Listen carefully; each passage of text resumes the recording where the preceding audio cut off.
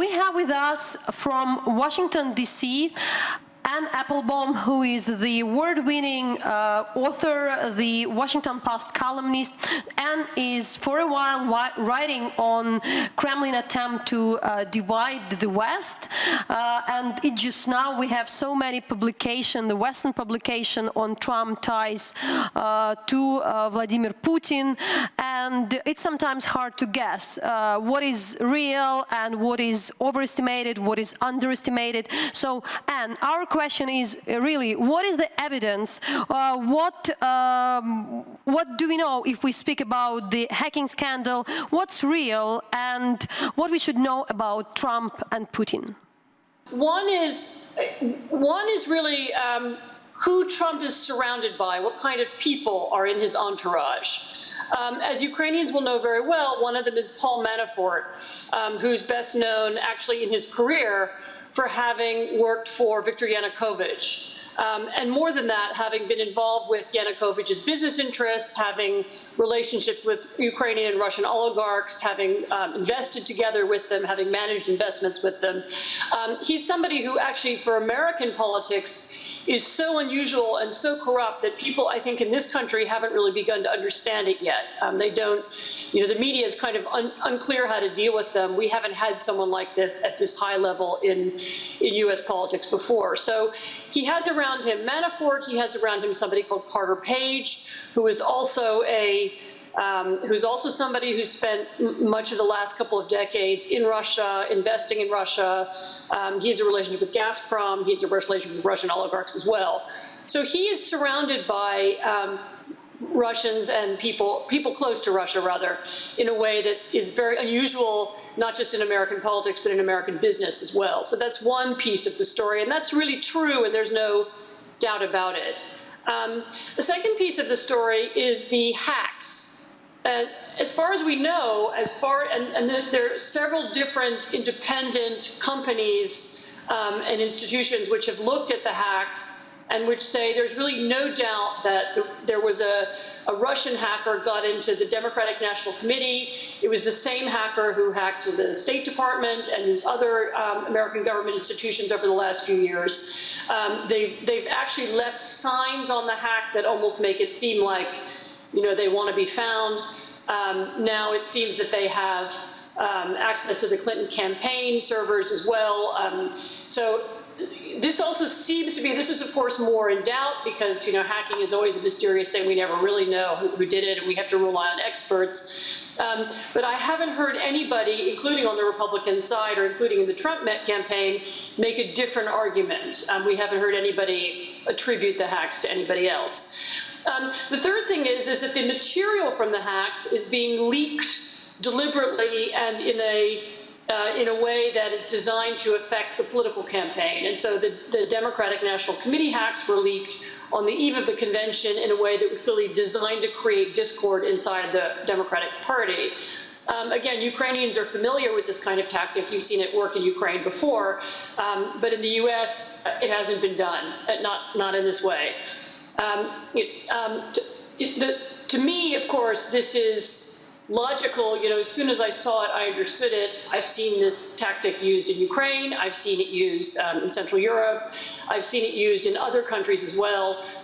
So the use of illicitly stolen information to affect and shape politics is something that the Kremlin and has been working on for a decade. I mean, the first really remarkable instance of this that we saw was in Estonia in 2007, when cyber warfare was used as part of a political campaign designed to undermine the Estonian government. So these are all familiar Russian tactics. I think the third point is that Trump has been using lines from Russian propaganda. Where he gets them, I don't know. I don't know if he watches RT or whether he's getting it from his advisors, but he's used them in a way that, again, nobody else in U.S. politics uses them. And this is not to suggest, by the way, any direct influence. I don't believe for a minute that Putin has a direct relationship with Trump. I don't think Trump is recruited. I don't think he's an agent. I don't think there's any secret to this. I think it's all very open.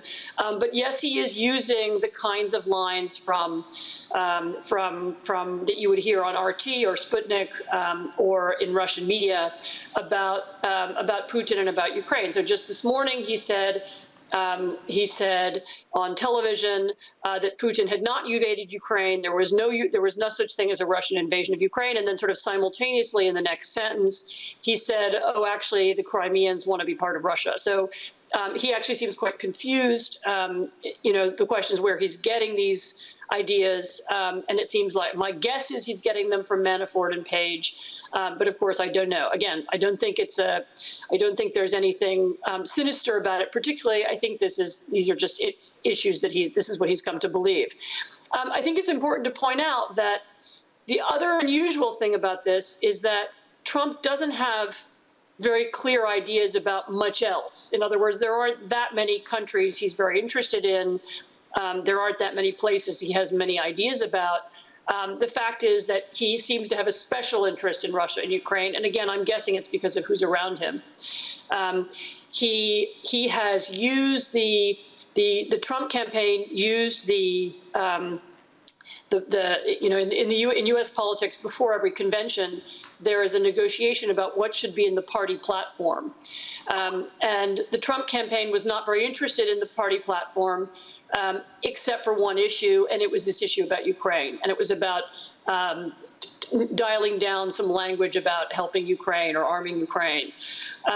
And the fact is that they weren't very interested in much else about the platform. They were interested in that. And again, unusual in U.S. politics to see an actual influence of a foreign country. It's very normal for U.S. politicians to have contacts abroad, even, with business people abroad, money, foreign money. We've seen that in U.S. politics before.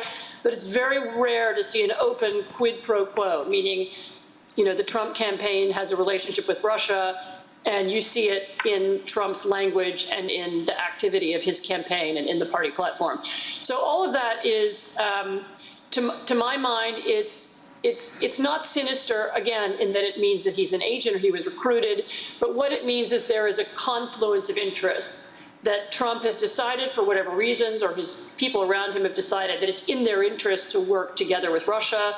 They see Russia as a potential special partner. And I'll conclude by saying that, for me, this seems logical because, in a way, Trump is much more like a Russian politician than anyone we've ever had in U.S. politics. He sees his company and his businesses as potentially profiting from his political involvement. That seems to be why he was involved in politics from the beginning. He seems ready to use his business venues for his businesses to make money out of his campaign. As you will know, this is a Russian and Ukrainian way of doing politics that is not normal in America, which is for a business person to combine business and political interests in order to make money. And so I think his sympathy is with a system that he feels comfortable with and admires. And in my mind, this is a far bigger scandal than some kind of secret arrangement or even the hack itself would be. And how does the Republican Party react to Mr. Trump's Russian ties, and what we should follow especially closely in this relation? So the Republican Party is reacting really with horror. There are a lot of people in the party who have been committed to an idea of America as a positive example, as a democracy, is committed to spreading democracy, standing up for democracy around the world. And the idea that we would have a Republican president who would no longer be committed to doing that is genuinely horrifying for a lot of people. I was at a party in Washington here last night, and there were a lot of Republicans there, and everybody in the room is devastated by the campaign in a way that you can probably imagine. The party has a conflict, which is that I think the people who run it from a campaign and from a political point of view are afraid that if they don't back Trump, that Republicans will not go to vote, and that the Republican Senate and House, the congressional races, will the Republicans will lose those. And so I think the decision to support him and to have a sort of more or less normal Republican convention and to have he is a more or less normal vice presidential candidate, I think the decision was based on that. But no, I haven't heard yet in the last few days, certainly not since the convention, I haven't heard many people supporting him on this issue at all. I mean, there was one comment from Newt Gingrich, which was, for him, very surprising. Newt Gingrich is somebody who argued for the expansion of NATO, very vociferously, and who's been actually all of his career a proponent of America promoting democracy abroad, who made, in defense of Trump, made a kind of slighting comment about Estonia. Oh, well, we can't really defend Estonia. It's in the suburbs of St. Petersburg. But that was pretty unusual. And actually, I've noticed that since he said that, he's been very quiet. And so there isn't a lot of broader party support for him. And one of the things you're going to see over the next few weeks is the Republican Party struggling to adjust what to do with someone who seems to defy really everything that they've stood for, for several decades, certainly since Reagan. And I can't promise, I can't tell you exactly what will happen, but a lot of people are agonizing, and I've heard it myself. So, Anne, thanks a lot for being with us. It was a great explanation on what's happening, and we'll follow the story.